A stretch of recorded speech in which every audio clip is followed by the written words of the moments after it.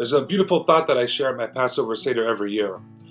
I said it in my Passover Seder at the beginning of the holiday, and yesterday I was at the Brit Milah, the circumcision of the grandson of our dear friends Mark and Rhonda Halpern.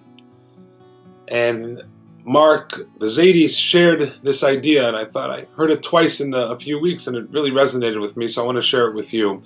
And it definitely speaks to the times. We know that there are 613 commandments and pieces of instruction that the Almighty gave us in the Torah, divided into positive commands and negative commands. And interestingly, there's only 2 positive commands, again, mitzvot that we are proactively enjoined to perform. There's only 2 proactive mitzvot, called in Hebrew mitzvot aseh, that if one does not actively do them, one bears the penalty of what's called in Hebrew karet, which is a difficult thing to quantify. It basically means a spiritual excision, a cutting off from the source or soul of the Jewish people.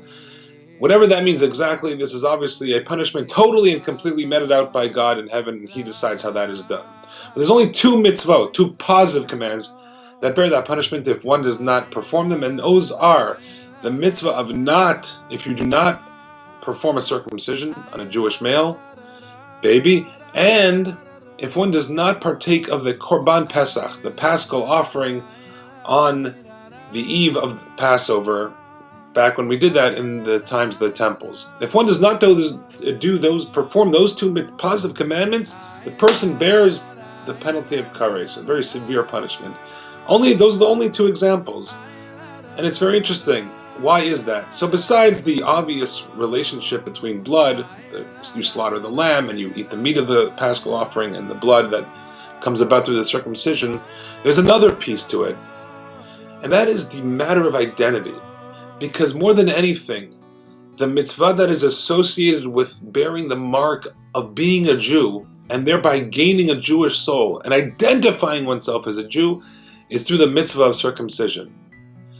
That's the individual way one gains an individual identity of being part of this amazing people. And the other mitzvah, the Paschal offering, which was the mitzvah that they did before the Exodus when they became a nation, that gives us our collective identity as being part of the Jewish people. And so these 2 mitzvot are so critical, and they were both done at the time of the Exodus by our ancestors. These 2 mitzvot are so critical and they cut to the very core of our being, to what our identity really is.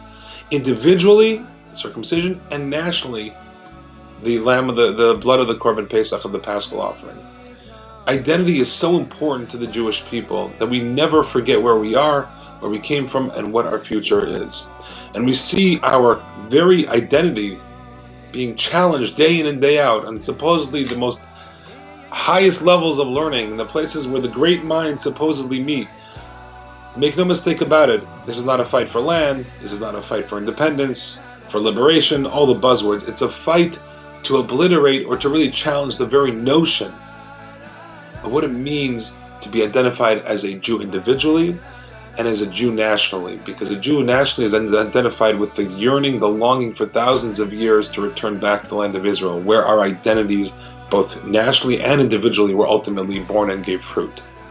Let's not forget these important lessons. Let's keep and maintain the inspiration of Passover to build our Jewish pride both individually and collectively, nationally.